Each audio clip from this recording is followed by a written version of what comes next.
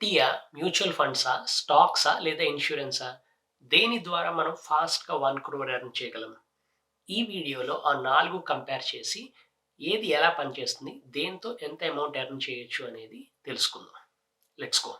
సరే, ఈ 4 ఆప్షన్స్ వాడి మనం 1,00,00,000 ఎర్న్ చేయాలంటే ఫస్ట్ మనకు తెలియాల్సిన విషయం ఏంటంటే అసలు ఈ 4 ఎలా పనిచేస్తాయి? దేన్ని ఎప్పుడు యూజ్ చేయాలి అనేది. ఫస్ట్ మనం ఎఫ్‌డితో స్టార్ట్ చేద్దాం. ఎఫ్‌డి అంటే ఫిక్స్డ్ డిపాజిట్. ఫర్ ఎగ్జాంపుల్ మీ దగ్గర ఒక 1,00,000 రూపీస్ ఉన్నాయనుకోండి.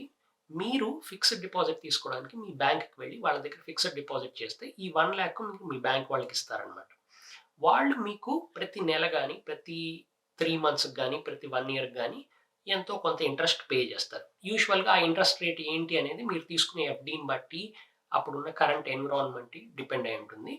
ఫర్ ఎగ్జాంపుల్ ఒక 7% ఏమో మీకు ఇవ్వచ్చు వాళ్ళు. 1,00,000 మీద 7% అంటే 7,000 రూపీస్. సో, ప్రతి ఏడాది మీకు బ్యాంక్ వాళ్ళు 7,000 రూపీస్ మీకు వెనక్కి పే చేస్తూ ఉంటారు. లెట్స్ సే మీరు ఒక 5 ఇయర్స్‌కి ఎఫ్‌డి తీసుకున్నారనుకోండి.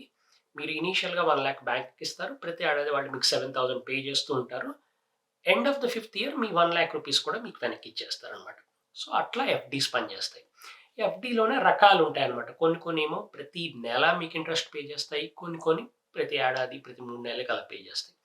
ఇంకొన్ని టైప్స్ ఆఫ్ ఎఫ్‌డీస్ ఏంటంటే వాటిని రికరింగ్ డిపాజిట్స్ ఆర్‌డీ అంటారనమాట. ఆర్‌డీ అంటే ఏంటంటే మనం ప్రతి నెల కూడా బ్యాంక్‌కి కొంత డబ్బులు కడతాము.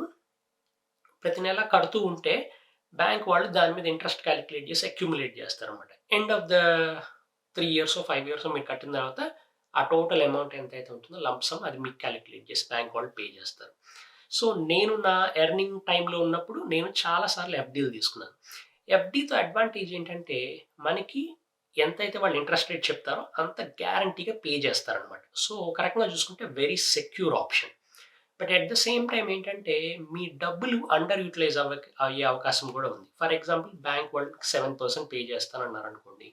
మీ దగ్గర 5,00,000 రూపీస్ ఉన్నాయి. మీరు 5,00,000 మీరు బ్యాంక్ వాళ్ళకిచ్చేస్తే, వాళ్ళు ప్రతి ఏడాది కూడా ఆ 7% మీకు పే చేస్తూ ఉంటారు. బట్ ఏంటంటే, మనం ఆ 5,00,000ని ఒక 5 ఇయర్స్‌కి ఎఫ్‌డి చేస్తే, ఇక ఆ 5 ఇయర్స్ అది లాక్ అయిపోయి ఉంటదనమాట. మనం ఆ 5,00,000 మధ్యలో తీసుకోవడానికి అవ్వదు. ఆఫ్‌కోర్స్ తీసుకోవచ్చు. బ్రేక్ చేస్తే వాళ్ళు ఎంతో కొంత ఫీ చార్జ్ చేసి మనకి డబ్బులు వెనక్కిచ్చేస్తారు. బట్ ఏమవుతుందంటే, ఈ ఈ గ్యారంటీడ్ దానివల్ల మనం ఆ డబ్బుల్ని వేరే ఎక్కడన్నా ఇన్వెస్ట్ చేయడానికి గాని, వేరే ఏదైనా చేయడానికి గాని అవకాశాలు తక్కువైపోతాయన్నమాట. సో, ఎఫ్‌డి అనేది ఒక safe option. But because it gives you safety, ఆ రిటర్న్ గూడా అంత గ్రేట్‌గా ఉండదు. సో, నెక్స్ట్ ఆప్షన్స్ ఏంటంటే మ్యూచువల్ ఫండ్స్, స్టాక్స్. ఈ 2 ఒకలాంటివే. బట్ కొద్దిగా సటిల్ డిఫరెన్సెస్ ఉంటాయి. ఫస్ట్ స్టాక్స్ అంటే ఏంటో అర్థం చేసుకుందాం. ఫర్ ఎగ్జాంపుల్ నేను ఫస్ట్ పర్చేస్ చేసిన స్టాక్ ఏంటి అంటే టీసీఎస్ స్టాక్. యాక్చువల్‌గా నేను టీసీఎస్‌లోనే వర్క్ చేసేవాడిని.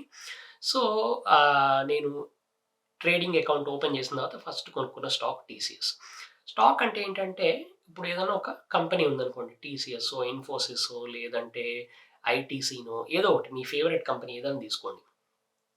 వాళ్ళ కంపెనీలో మనం పెట్టుబడి పెడతాం అన్నమాట. సో, ఈ పెట్టుబడి పెట్టడాన్ని స్టాక్స్ అంటారు. దానికి యాక్చువల్‌గా స్టాక్ ఎక్స్‌చేంజర్ ఒక సెటప్ ఉంటదనమాట. అందులో వాళ్ళ కంపెనీకి ఒక 1000 షేర్స్ ఉన్నాయనుకోండి. మనం ఒక షేర్ కొనుక్కుంటాం. అంటే ఆ కంపెనీని 1000 భాగాలు చేస్తే మనకొక భాగం తీసుకున్నట్టనమాట. యాక్చువల్‌గా ఈ పెద్ద పెద్ద కంపెనీస్ ఉంటాయి కదా! టీసీఎస్ లేదంటే రిలయన్స్ అట్లాంటివి. దానికి కోట్లల్లో భాగాలు చేస్తారనమాట. అందులో ఒక భాగం మనం తీసుకుంటాం. తీసుకొని దానికి రిటర్న్‌గా మనం వాళ్ళకి డబ్బులిస్తాం అనమాట. ఈ భాగం యొక్క విలువ ఏదైతే ఉంటదో అది ప్రతి క్షణం, ప్రతిరోజు మారుతా ఉంటది. దాన్నే స్టాక్ మార్కెట్ అంటారనమాట. సో, దీన్ని స్టాక్స్ అంటారు. యాక్చువల్‌గా ఈ స్టాక్స్ గురించి తెలుసుకోవడానికి చాలా ఉంటది. సో, నేను మీకు జస్ట్ హై లెవెల్‌లో చెప్తున్నాననమాట. ఈ స్టాక్స్ అంటే ఏంటి అనేది. సో, స్టాక్స్‌తో ఉన్న అడ్వాంటేజ్ ఏంటంటే, ఫర్ ఎగ్జాంపుల్ ఏదన్నా ఒక చిన్న కంపెనీని మనం సెలెక్ట్ చేసుకున్నాం అనుకుందాం. ఫర్ ఎగ్జాంపుల్ టీసీఎస్సే తీసుకోండి. 20 సంవత్సరాల క్రితం it was a big company. But it is not as big as what it is today. So, 20 సంవత్సరాల క్రితమే మీరు దానిలో కొంత డబ్బులు పెట్టారనుకుందాం. అదేంటంటే ఆ 20 ఏళ్లలో ఈ కంపెనీ పెరుగుతున్న కొద్దీ దాని యొక్క వాల్యూ పెరుగుతది. కానీ మనం 20 సంవత్సరాల క్రితం పెట్టినప్పుడు మన షేర్ ఎంతైతే ఉంటదో ఆ పర్సెంటేజ్ అట్లాగే ఉంటది కాబట్టి కంపెనీ వాల్యూ పెరిగినప్పుడు మన వాల్యూ మనం కంపెనీలో పెట్టిన అమౌంట్ వాల్యూ కూడా పెరుగుతదనమాట. సో, షేర్స్, స్టాక్స్‌లో మనకి ఆ డబ్బులు అలా గ్రో అవ్వే ఛాన్స్ ఉంది. అట్ ద సేమ్ టైమ్ ఏదన్నా అయ్యి అటు దిట్టు, ఇటు దట్టు అయినప్పుడు ఆ వాల్యూ పడిపోవడానికి కూడా చాలా అవకాశాలుంటాయన్నమాట. సో, సేఫ్టీ అంత ఎక్కువుండదు. ఇప్పుడు మీరు ఎఫ్‌డీతో కంపేర్ చేస్తే ఎఫ్‌డీలో ఏంటంటే మనం ఎంత పెట్టామో అంత గ్యారంటీడ్‌గా మనకొస్తది. ఆ ఎఫ్‌డిలో ఆ గ్యారంటీ ఉంది. ఈ షేర్స్‌లో ఏంటంటే ఫ్లక్చుయేషన్స్ ఎక్కువుంటాయన్నమాట. సో, మనం ఎప్పుడైనా ఇన్వెస్ట్ చేయాలి అని అనుకున్నప్పుడు ఏంటంటే, ఈ స్టాక్స్ వాటిలో పెట్టినప్పుడు మనకి ఒక లాంగ్ టర్మ్ మైండ్ సెట్ ఉండాలన్నమాట. ఏ డబ్బులైతే మనకి ఇమ్మీడియేట్‌గా రేపు, నెక్స్ట్ 3 నెలలు, నెక్స్ట్ 6 నెలలు, నెక్స్ట్ ఏడాది వరకు అవసరం లేవు అనుకుంటామో, ఆ డబ్బుల్ని మనం అక్కడ ఇన్వెస్ట్ చేయాలి. సో, ఫర్ ఎగ్జాంపుల్ నేను కూడా ఒక పాయింట్‌లో రెగ్యులర్‌గా స్టాక్ మార్కెట్‌లో ఇన్వెస్ట్ చేసేవాడిని. ఇప్పుడు నేను అంత ఇన్వెస్ట్ చేయట్లేదు. ఎందుకో మీకు తర్వాత చెప్తాను. బట్ ఒక పాయింట్‌లో యాక్టివ్‌గా ఇన్వెస్ట్ చేసేవాడిననమాట. సో, అప్పుడు నా మైండ్ సెట్ ఎట్లా ఉండేదంటే, ఫర్ ఎగ్జాంపుల్ నేను ఒక 10,00,000 ఇన్వెస్ట్ చేద్దాము అనుకుంటే, ఈ 10,00,000 నాకు నెక్స్ట్ 2 ఇయర్స్ వరకు అవసరం లేదు అని నేను అనుకున్నాకే, ఆ డబ్బుల్ని నేను స్టాక్స్‌లో పెట్టేవాడిని. సో, దానివల్ల ఏంటంటే, ఈ 2 ఇయర్స్ లోపు అది పెరగొచ్చు, తగ్గొచ్చు. బికాజ్ రోజు కూడా కంపెనీలో జరిగే విషయాలను బట్టి, కంట్రీలో జరిగే విషయాలు బట్టి, వరల్డ్‌లో జరిగే విషయాలు బట్టి దాని వాల్యూస్ అటు ఇటు అవుతాయన్నమాట. ఫర్ ఎగ్జాంపుల్ యూఎస్‌లో ఎన్నికలు అవ్వచ్చు, లేదా ఎక్కడన్నా వార్ అవ్వచ్చు. ఏదైనా అయినప్పుడు కూడా ఈ stock prices up and down అవుతూ ఉంటాయి. సో, మనము ఆహ్, ఇలా లాంగ్ టర్మ్ వ్యూ తీసుకోవడం వల్ల ఏమవుతది అంటే, ఇట్లా పైకి కిందకి మూవ్ అయినా మనం పెద్ద టెన్షన్ పడక్కర్లేదన్నమాట. ఓకే. మనం డబ్బులు పెట్టాం గదా! మనం 2 ఇయర్స్ తర్వాత గదా! మనకు కావాలి. ఇప్పుడు మనం దీని గురించి ఆలోచించొద్దు అని అనుకుంటాం. ఈ ఈలోపు అది పైకెళ్ళొచ్చు, కిందకి రావచ్చు. But at the end of the second year or third year when we are ready to take the money out, అప్పుడు మనం చూసుకొని ఓకే. మనం పెట్టిన దానికన్నా మనకి రీజనబుల్‌గా రిటర్న్స్ వస్తున్నాయి అనుకున్నప్పుడు మనం డబ్బులు వెనక్కి తీసుకుంటాం. సో, అది స్టాక్స్ అట్లా పనిచేస్తాయన్నమాట. ఎఫ్‌డి అనుకోండి మీ దగ్గర బ్యాంక్ అకౌంట్ ఉంటే మీరు డైరెక్ట్‌గా ఓపెన్ చేసి, ఈ స్టాక్ మార్కెట్‌లో ఇన్వెస్ట్ చేయడానికి యాక్చువల్‌గా వేరే సెపరేట్ అకౌంట్ క్రియేట్ చేసుకొని చేసుకోవాలి. దీనికి రకరకాల ప్రొవైడర్స్ ఉంటారు. ఫర్ ఎగ్జాంపుల్ నేనైతే ఐసీఐసీఐ డైరెక్ట్ యూజ్ చేసి ఇన్వెస్ట్ చేస్తూ ఉంటాను. అట్లాగే రకరకాలు ఉంటాయన్నమాట. నా సజెషన్ ఏంటంటే మీరు ఇన్వెస్ట్ చేయాలి అనుకుంటే ఒక్కసారి ఈ ప్రొవైడర్స్ ఎవరున్నారు అనేది కూడా స్టడీ చేసి తీసుకోండి. నెక్స్ట్ ఆప్షన్ ఏంటంటే మ్యూచువల్ ఫండ్స్. మ్యూచువల్ ఫండ్ అంటే యాక్చువల్‌గా స్టాక్స్ లాగానే పనిచేస్తాయి అది. కాకపోతే స్లైట్ డిఫరెన్స్ ఉంటదనమాట. ఫర్ ఎగ్జాంపుల్ ఒక టీసీఎస్‌లో మీరు డబ్బులు పెడదాం అనుకుంటున్నారు. నేను అన్ని ఎగ్జాంపుల్ టీసీఎస్సే చెప్తున్నాను గదా! అని టీసీఎస్‌లో డబ్బులు పెట్టమనేది నా ఉద్దేశ్యం కాదండి. జస్ట్ నేను పని చేసిన కంపెనీ కాబట్టి ఒక అభిమానం కొద్దీ నేను దాని గురించి చెప్తున్నాను అంతే. సో, టీసీఎస్‌లో మీరు ఇన్వెస్ట్ చేద్దాం అనుకుంటున్నారు. TCS current share price about ఒక రూ. 4,000 ఏమో ఉంది. కానీ మీ దగ్గర 4,000 లేవు. మీ దగ్గర ఒక 500 ఉన్నాయి. 500తో మనం 4,000 పెట్టి షేర్ కొనలేము గదా! సో, మ్యూచువల్ ఫండ్ అనేది అప్పుడు మనకు అప్లికబుల్ అవుతుంది. మ్యూచువల్ ఫండ్ ద్వారా ఏంటంటే, మీలాగా 500 ఉన్న నలుగురు, ఐదుగురు కలిసి టుగెదర్ పూల్ చేసి ఒక షేర్ టీసీఎస్‌ది కొంటారు. యాక్చువల్‌గా నలుగురు, ఐదుగురు కలిపి కొనరు. మ్యూచువల్ ఫండ్ అనేది ఏంటంటే అదొక ఫెసిలిటేటర్ అన్నమాట. వాళ్ళు అందరి దగ్గర వేల కొద్దీ ఇన్వెస్టర్స్ దగ్గర నుంచి డబ్బులు తీసుకొని, ఆ డబ్బులతో వాళ్ళు డైరెక్ట్‌గా మార్కెట్‌లో స్టాక్స్ ఇన్వెస్ట్ చేస్తారు. మ్యూచువల్ ఫండ్ వర్సెస్ స్టాక్స్ ఏంటంటే, స్టాక్ అనుకోండి మనం ఇండివిడ్యువల్‌గా ఒక కంపెనీనో, 4, 5 కంపెనీలను సెలెక్ట్ చేసుకొని వాటిలో మనం డబ్బులు పెట్టాలి. కానీ ఫర్ ఎగ్జాంపుల్ నేనిప్పుడు ఒక టీసీఎస్‌లోనే డబ్బులు పెట్టాననుకోండి. టీసీఎస్ అనేది ఒక టెక్నాలజీ కంపెనీ. టెక్నాలజీ మూవ్‌మెంట్‌ని బట్టి దాని యొక్క వాల్యూ చేంజ్ అవుతది. But at the same time ఏమవుతదంటే, నా లైఫ్ కూడా టెక్నాలజీలోనే ఉంది. సో, నాకు రిస్క్ ఎక్కువైపోద్దనమాట. ఒకవేళ ఏదన్నా ఫర్ ఎగ్జాంపుల్ అయ్యి టెక్నాలజీ అంతా కూడా మాయమైపోతుందనుకోండి, నా ఉద్యోగము పోద్ది. బికాజ్ నేను చేసేది టెక్నాలజీలో కాబట్టి. అట్ ద సేమ్ టైమ్ నా ఇన్వెస్ట్‌మెంట్స్ టీసీఎస్‌లో ఉన్నది కూడా టెక్నాలజీ కాబట్టి అది కూడా పోయే అవకాశం ఉంది. సో, ఇట్లాంటప్పుడు మనం ఏం చేస్తామంటే, మన రిస్క్ ఎక్కువుంది కాబట్టి, మనం కొంత డబ్బులు వేరే చోట్ల కూడా పెట్టడానికి ట్రై చేస్తాం. ఫర్ ఎగ్జాంపుల్ మేబీ ఆయిల్ కంపెనీలో పెట్టొచ్చు, లేదా రియల్ ఎస్టేట్‌లో పెట్టొచ్చు, లేదా హాస్పిటల్స్‌లో పెట్టొచ్చు అట్లాగా. ఇలా అన్నిట్లో నేను షేర్లు కొనాలి అంటే నాకు చాలా టైం అవుతది. ప్రతి దానిలో నేను ఏ కంపెనీలో పెట్టాలని రీసెర్చ్ చేయాలి. ఇవన్నీ చేసే బదులు మ్యూచువల్ ఫండ్ సెలెక్ట్ చేసుకోవచ్చు. మ్యూచువల్ ఫండ్‌తో ఏమవుతుందంటే, మనం ఎక్స్ అమౌంట్ లెట్స్ సే ఒక 10,000 నెల నెల మనం పెడదాం అనుకుంటాము. ఈ 10,000ని మ్యూచువల్ ఫండ్ వాడు మనలాగే ఒక 1,00,000 మంది దగ్గర వాళ్ళు డబ్బులు కలెక్ట్ చేసి, ఆ డబ్బులతో వీళ్ళు ఏ కంపెనీలో పెట్టాలి, ఎక్కడ ఎంత పెట్టాలి అనేది వాళ్ళే ఆలోచించుకొని, వాళ్ళే ఆటోమేటిక్‌గా పెట్టుకుంటూ ఎళ్తారనమాట. మనం జస్ట్ ఆ కలెక్టెడ్ ఫండ్‌లో మనం ఒక భాగస్వామి అవుతాం అనమాట. అదే మ్యూచువల్ ఫండ్ అంటే. అగైన్ ఇవన్నీ వినటానికి కొంచెం కాంప్లికేటెడ్‌గా అనిపిస్తాయి గానీ, సింపులే అనమాట బేసికల్‌గా. స్టాక్ అంటే ఏంటంటే ఒక్క దానిలోనే మనం డబ్బులు పెడుతున్నట్టు. మ్యూచువల్ ఫండ్ అంటే ఏంటంటే, మనం ఒక ఫండ్‌లో డబ్బులు పెడతాం. ఆ ఫండ్ వాడు ఇన్ టర్న్ 4, 5 చోట్లో, 10 చోట్లో, 15 చోట్ల డబ్బులు పెడతాడనమాట. సో, ఇండైరెక్ట్ ఓనర్‌షిప్ మ్యూచువల్ ఫండ్‌లో. స్టాక్స్‌లో డైరెక్ట్ ఓనర్‌షిప్ అట్లా ఉంటది. యాహ్! నేను చెప్పినట్టుగా 2 కూడా ఆల్‌మోస్ట్ సిమిలర్‌గానే బిహేవ్ చేస్తాయి. రెండిట్లికి కూడా మనం ఓపెన్ చేసుకోవాలి అకౌంట్ అంటే, మనం ఒక ప్రొవైడర్ ద్వారా ఎళ్ళాల్సిన అవసరం ఉంటది. యాక్చువల్‌గా నేను చేసిన రోజులకి ఇప్పటికి కొద్దిగా డిఫరెన్స్ ఉంది. ఎందుకంటే నేను ఆల్మోస్ట్ 2016లో న్యూజిలాండ్ మూవ్ అయిపోయాను కదా! అప్పటి వరకు ఇండియాలో ఉన్నప్పుడు యాక్టివ్‌గా ఇన్వెస్ట్ చేసేవాడిని. ఎప్పుడైతే న్యూజిలాండ్ వచ్చానో నా ఇన్వెస్ట్‌మెంట్ ప్యాటర్న్స్ అవి కూడా చేంజ్ అయిపోయినాయి. ఇప్పుడు నేను ఇక్కడ మార్కెట్‌లో ఇన్వెస్ట్ చేస్తున్నాను కాబట్టి యాక్చువల్‌గా ఇండియాలో ఒక మ్యూచువల్ ఫండ్, ఒక స్టాక్ అకౌంట్ ఓపెన్ చేయడానికి బెస్ట్ ఆప్షన్ ఏంటి అనేది నాకిప్పుడు తెలీదు. ఒకప్పుడు నేను చేసుకున్నాను నాకు తెలుసు. సో, ఒక్కసారి మీరు అవి స్టడీ చేసుకొని మీకు ఏది వర్కౌట్ అవుతుందో దాని ద్వారా ఎళ్తారనమాట. ఇప్పుడు ఈ స్టాక్స్, మ్యూచువల్ ఫండ్స్‌లో గూడా ఏంటంటే, స్టాక్స్ చూసుకుంటే చాలా స్టాక్స్ ఉంటాయి. రకరకాల కంపెనీస్ ఉన్నాయి గదా! పెద్ద పెద్ద కంపెనీస్ ఉన్నాయి. చిన్న చిన్న కంపెనీస్ ఉన్నాయి. అలాగే మ్యూచువల్ ఫండ్స్ కూడా హండ్రెడ్స్ ఆఫ్ ఫండ్స్ ఉంటాయన్నమాట. మీరు ఏఎంఎఫ్ఐ అని ఒక వెబ్‌సైట్ ఉంది. అక్కడికి వెళ్తే అందులో అన్ని మ్యూచువల్ ఫండ్స్ లిస్టింగ్ ఉంటది. అట్లాగే ఎకనామిక్ టైమ్స్ కానీ, మనీ కంట్రోల్ గానీ, వాల్యూ రిసర్చ్ ఆన్‌లైన్ గానీ, ఇలా చాలా వెబ్‌సైట్స్ ఉన్నాయన్నమాట. అక్కడికెళ్తే మనకి వీటి ఇన్ఫర్మేషన్ అంతా తెలుస్తుందన్నమాట. ఫండ్స్ గురించి, స్టాక్స్ గురించి. సో, చూసుకుంటే వందల కొలది ఆప్షన్స్ ఉంటాయి. సో, బిగ్గెస్ట్ ఛాలెంజ్ ఏంటంటే మ్యూచువల్ ఫండ్స్, స్టాక్స్‌లో మనీ పెట్టాలి అనుకునే వాళ్ళకి ఎక్కడ పెట్టాలి అన్నది బిగ్గెస్ట్ ఛాలెంజ్. సో, దీనికి యాక్చువల్‌గా కరెక్ట్ ఆన్సర్ అంటూ ఏమీ ఉండదు. మీరు స్టడీ చేసి దేని మీద పెడితే మనకి డబ్బులు వర్కౌట్ అవుతాయని కొంచెం ఒక ఇంట్యూషన్ బిల్డ్ చేసుకొని దాని ద్వారా ఎళ్ళాలి. ఒకవేళ మనం అలా ఇంట్యూషన్ బిల్డ్ చేసుకోలేము, ఇది మనం కాన్స్టెంట్‌గా స్టడీ చేయలేము అనుకుంటే, then you have to follow the leaders అన్నమాట. బెస్ట్ పెర్ఫార్మింగ్‌వి ఏంటి అని చూసుకొని ఎళ్తారు. సో, నేను ముందు చెప్పినట్టుగా ఒకప్పుడు నేను యాక్టివ్‌గా ఇన్వెస్ట్ చేసేవాడిని. బట్ ఇన్వెస్ట్‌మెంట్ చేయడం స్టాక్స్‌లో అనేది ఏంటంటే అదొక ఫుల్ టైమ్ జాబ్ లాంటిదన్నమాట. మనం రోజు దాన్ని స్టడీ చేయాలి. ఇది ఒక పెద్ద హడావిడి అయిపోతది.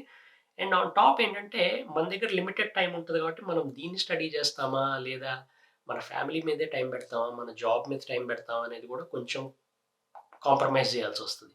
సో, అందువల్ల నేను ఆల్మోస్ట్ ఒక 10+ ఇయర్స్‌గా మ్యూచువల్ ఫండ్స్‌లోనే పెడుతున్నాను. మ్యూచువల్ ఫండ్స్‌లో ఏంటంటే మనం చాలా మటుకు మనం థింకింగ్ చేయమనమాట. మనం జస్ట్ ఎంత అమౌంట్ పెట్టాలి అనుకుని, ఆ అమౌంట్‌ని మనం డైరెక్ట్‌గా ఇన్వెస్ట్ చేస్తాం మ్యూచువల్ ఫండ్స్‌లో.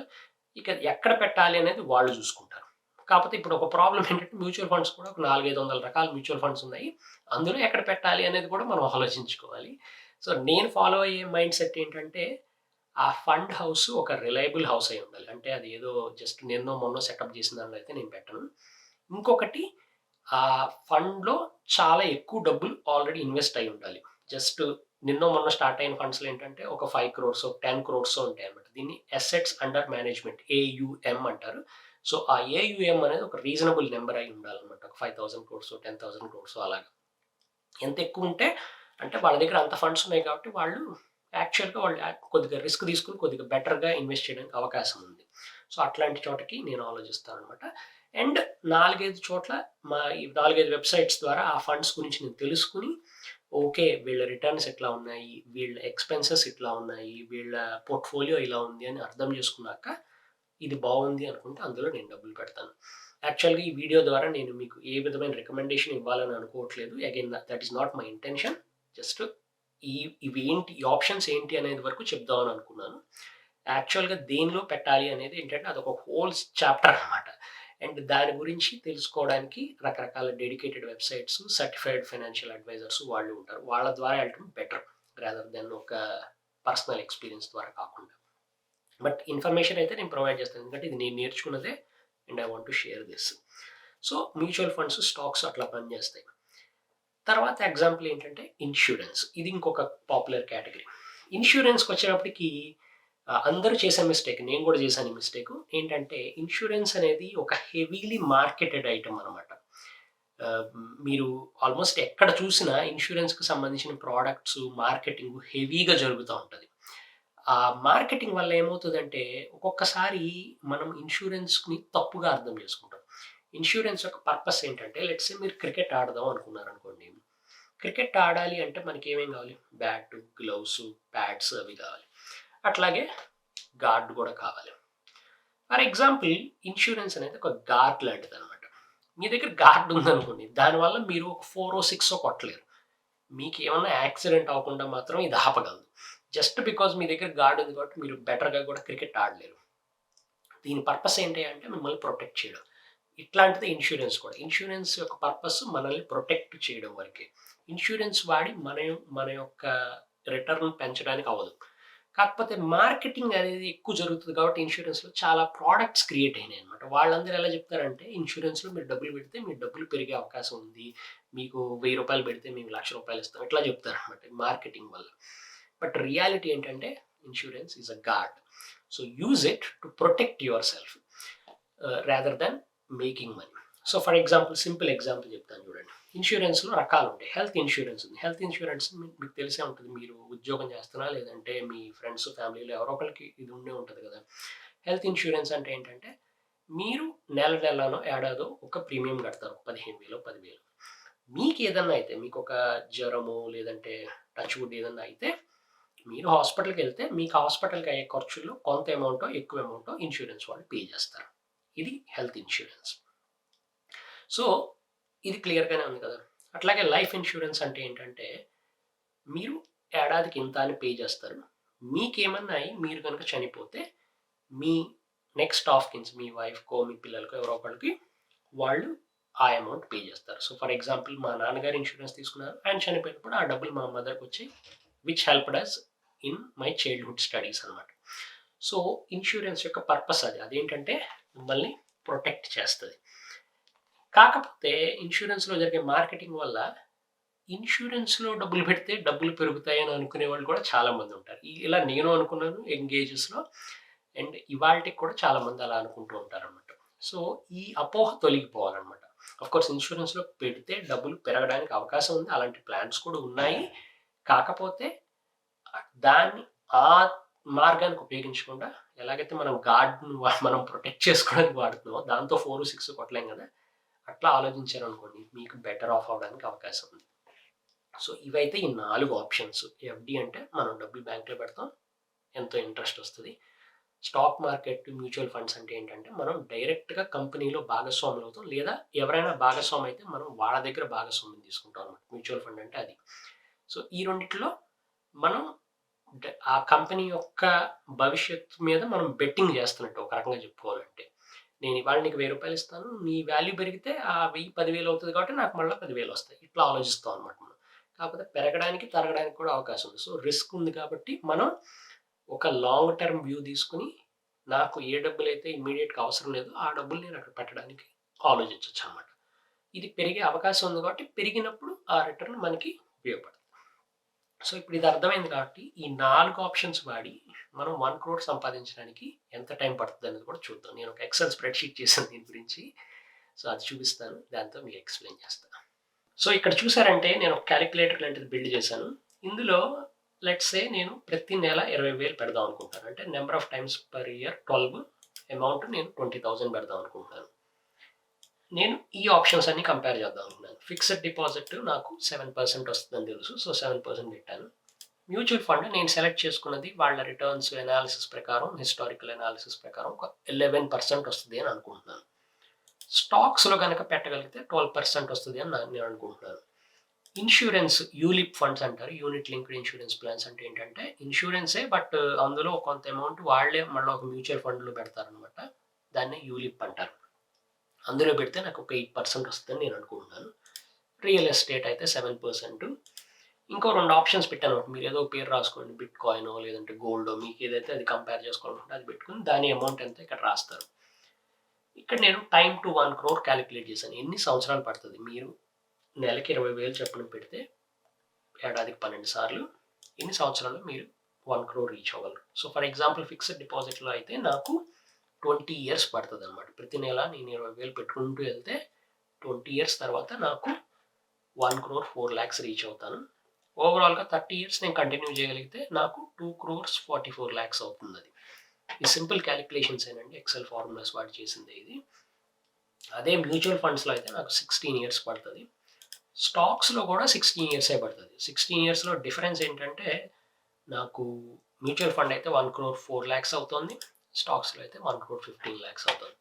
But end of the 30th year చూసుకుంటే మనకి అమౌంట్ అట్లా ఉంటుంది.